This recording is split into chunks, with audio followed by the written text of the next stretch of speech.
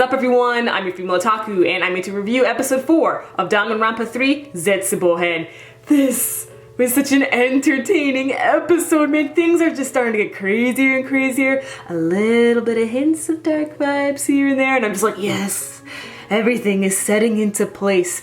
I thought that at the end of the episode we would get a little cameo of Izuru, but I guess I'm gonna hold off on that for now, give it some time, make the whole Izuru appearance build up more. So okay, alright, I'm cool with that. Just like what they're doing with Junko for all you mega Junko fans, because a lot of you guys in the comments are just like, when will Junko show up? And I'm just like, relax. We gotta build it up. We gotta build it up so that when we see her, it'll be like, yo, like, it's a thing, okay? You gotta let it build up. Trust me, it'll be worth it in the end when Junko and when Izuru are revealed. A thing I'm starting to notice is that with Mirai-hen, something is mentioned in Mirai-hen that's like really important about what happened over in Hope's Peak Academy, and then in Zetsubou-hen, it's adapted. So, for those of you who are watching this in the future, I'm just letting you know right now, it is best to watch Danganronpa 3 in this order. Like, you have to watch one episode of Mirai-hen, then go straight to one episode of Zetsubou-hen. Then go to episode 2 of Mirai-hen, then episode 2 of Zetsubou-hen. Like, you have to do it in that order. Like, for real, you have to. No exceptions. You can't just watch Zetsubou-hen and you can't just watch Mirai-hen. No, there's a certain order to things. So just letting you know for all you people who are watching this in the future or whatever. And yeah. Okay, I'm not the biggest fan of Mizuno. However, when we saw that photo of her in a bikini that was given to Teru, she did look rather fine. Today was a heavy Nagito episode. Oh, I'm so happy because he's only gotten like a little bit of screen time in each and every single episode, and I just needed my Nagito greatness. He's such an important character. The things that he does affects everyone. So we got introduced to practical exams, which is a new type of exam instead of, you know, finals and midterms and stuff like that. And it's to show the judges your talent, and they're going to broadcast it as well. Okay, and Ruruka, she went over to her good friend Seiko, which Seiko has now become one of my waifus of Danganronpa. I'm so happy. Just keep on adding the waifus. Just keep on adding them. I love Danganronpa characters.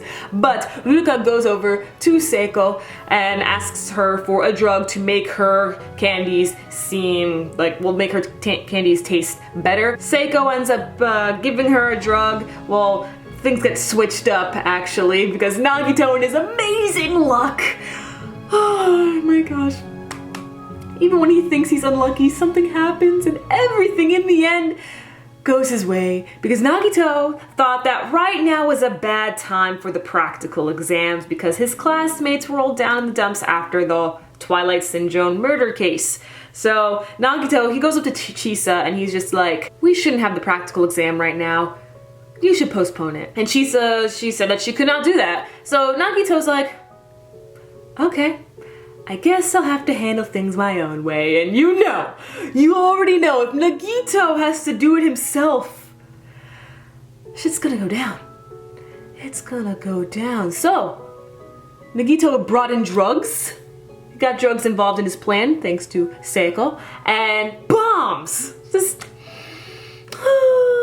is why I love Nagito. And even though things got switched around, thanks to Nagito's ultimate luck, things still turned out his way, but ended up turning out shit for everybody else because thanks to Nagito's ultimate luck, it made everything quite unlucky for Seiko, Ruruka, and her boyfriend. Because when Ruruka was presenting her sweets to the judges, and then the judges went all Shokugeki no Soma with the foodgasm, okay? They suddenly were not clear blue, and their faces were revealed. They became relevant. They were no longer just background characters, they were relevant. And that was awesome to see. But then the laxatives kicked in, and then the bomb went off. In the end, the principal realized that Nagito did play a part in the whole practical exam thing, trying to postpone it with the bombs and drugs and stuff, but Nagito ended up getting suspended.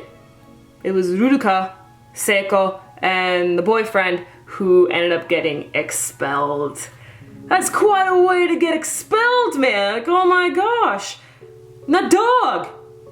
Why did the dog get that huge? Jesus. Jeez. Wow. Okay.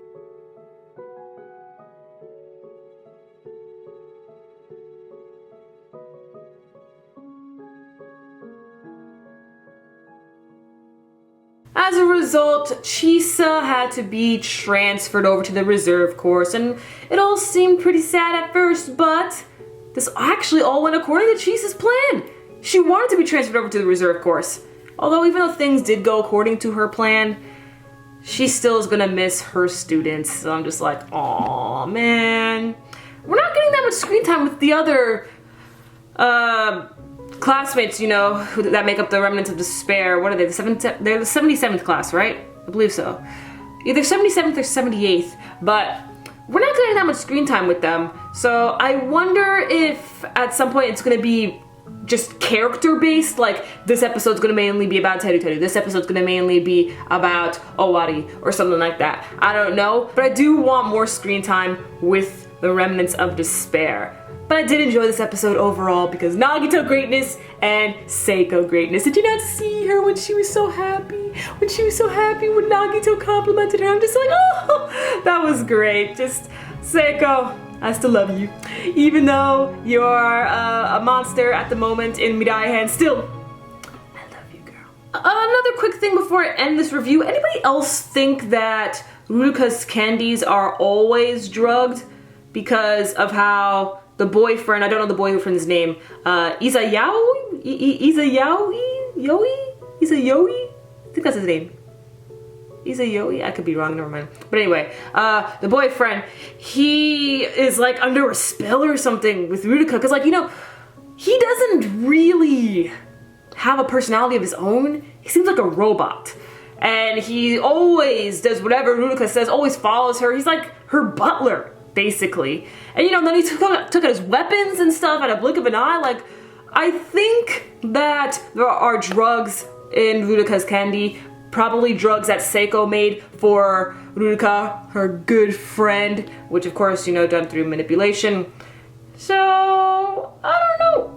Let me know what you guys think about what's up with Ruruka and her boyfriend, and your overall thoughts on this episode and the lovely, amazing Nagito greatness. Catch me later as I live react to Planetarian. I also am going to be live reacting to Free Starting Days on JoJo Talks Too Much's channel at 5:30 p.m. Eastern Standard Time. Tony the Black Critic Guy is going to be there, by the way.